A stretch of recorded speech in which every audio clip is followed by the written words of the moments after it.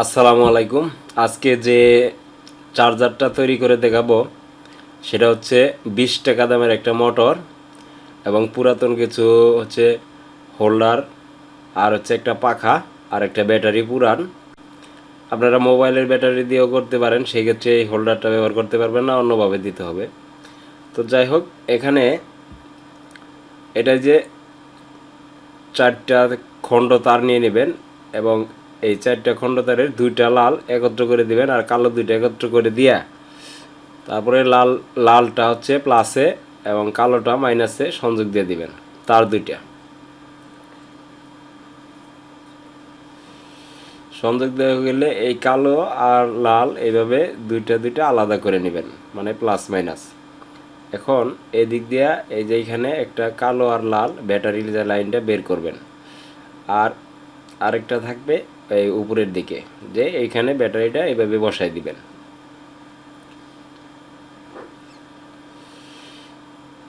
তারপরে এখানে আমাদের একটা সুইচ লাগবে, ব্যাটারি থেকে যে মোটরে যে লাইনটা যাবে সেই সুইচের এখানে একটু কাইটা নেই, তারটা বেশি হয়ে গেছে।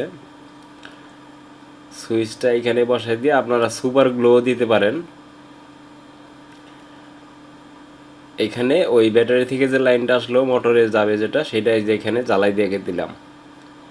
এখন এইখানে সুইচের আরেক প্রান্তে আমাদের আরেক খণ্ড তার লাগাতে হবে মোটরে লাইন দেওয়ার জন্যে। তো এখানে এখন দেখেন এই যে মোটরের যে এখানে প্লাস মাইনাস লেখাই আছে, এই যে এখানে প্লাস, আপনারা এখানে ওই যে সুইচ থেকে যে তারটা আমরা বাইর করছি সেটা প্লাসে দিয়ে দিবেন। আমরা মাইনাসটা আগে লাগাই নেই, মাইনাসটা যেহেতু ডাইরেক্ট। তারপরে প্লাস লাইনটা এই যে এটা আমরা ওই মোটরের সাথে আরেক প্রান্তে ঝালাই করে নেব। তো আমাদের মোটামুটি কাজ হয়ে গেল। এখন হচ্ছে এইখানে একটু ব্লু গান বা কোনো কিছু দিয়ে যেভাবে আপনারা লাগাই দিবেন। এখানে মোটর বসাবো, যার কারণে এই ব্লু গানটা দেওয়া। এখন এই যে এখানে মোটরটা যদি এখানে দিয়ে দেই তাহলে হয়ে গেল। তো আমাদের কাজ শেষের দিকে, এখন শুধু এটাকে চার্জ করার ব্যবস্থা করতে হবে। এখন যদি আমরা এই যে 2টা লাইন দিই, চার্জার যদি পুরাতন চার্জার থাকে সেক্ষেত্রে আপনারা লালের সাথে লাল, কালোর সাথে কালো লাগাই দিতে পারেন সরাসরি, তাইলেও হবে। অথবা এখানে TP4056 মডিউলও লাগাতে পারেন, অথবা এখানে হচ্ছে চার্জার নিজেও তৈরি করে নিতে পারেন। কিভাবে ইন্ডিকেটর লাগাইয়া সেটা আমি দেখাই দিই।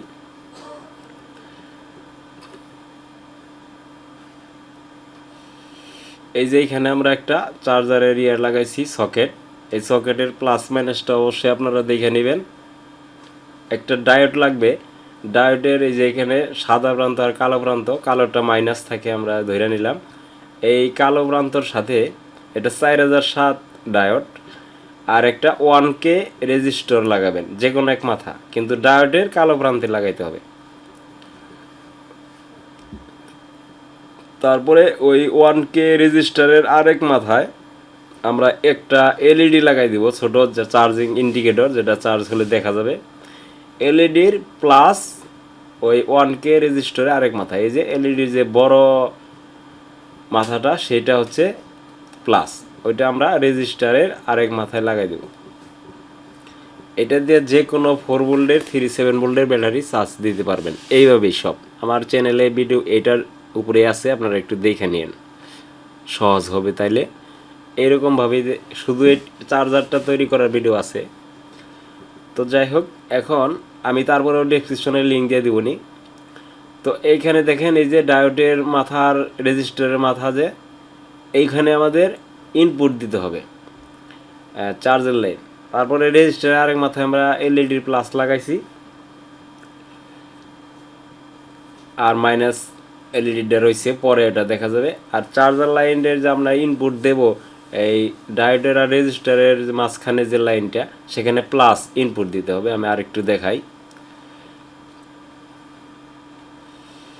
এই যে এইখানে চার্জারের ইনপুট দিবেন প্লাস,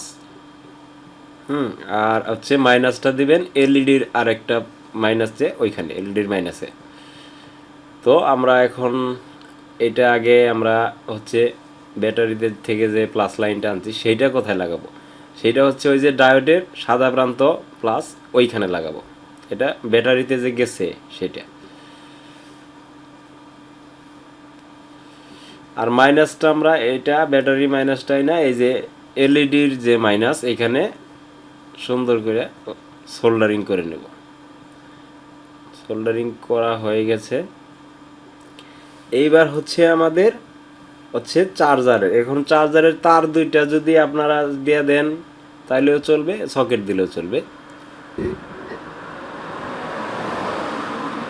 চার্জারের তার দুইটার ক্ষেত্রে আপনার সকেট থেকেই তো আনবেন, সকেট থেকে হচ্ছে প্লাসটা আপনারা দেখে নেবেন মিটার দিয়া, নইলে হবে না।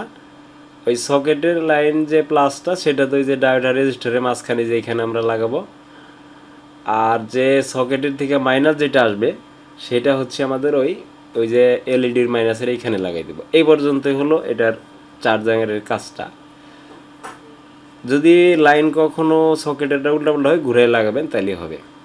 তো আমি যেভাবে দেখালাম এভাবে লাগাইলে অসুবিধা নাই, হবে এটা।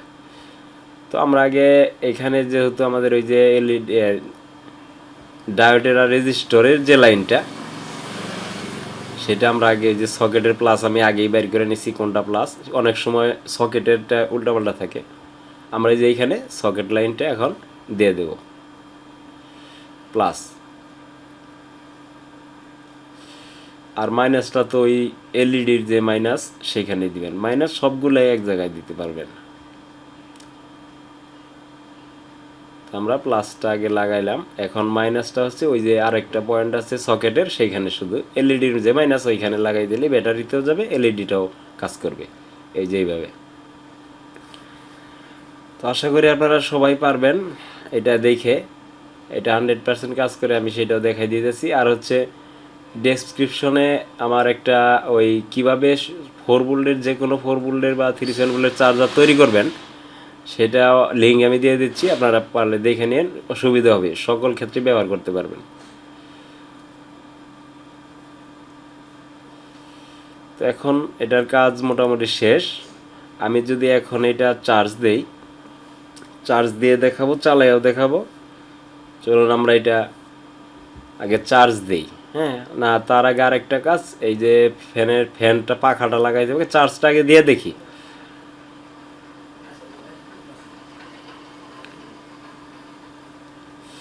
লাগাই দিলাম, এই দেখুন চার্জ কিন্তু উঠতেছে। তো এখন চার্জ উঠতেছে, আমরা এটার কাজ কমপ্লিট করে ফেলাইছি। এখন আমাদের হচ্ছে পাখাটা লাগাইতে হবে।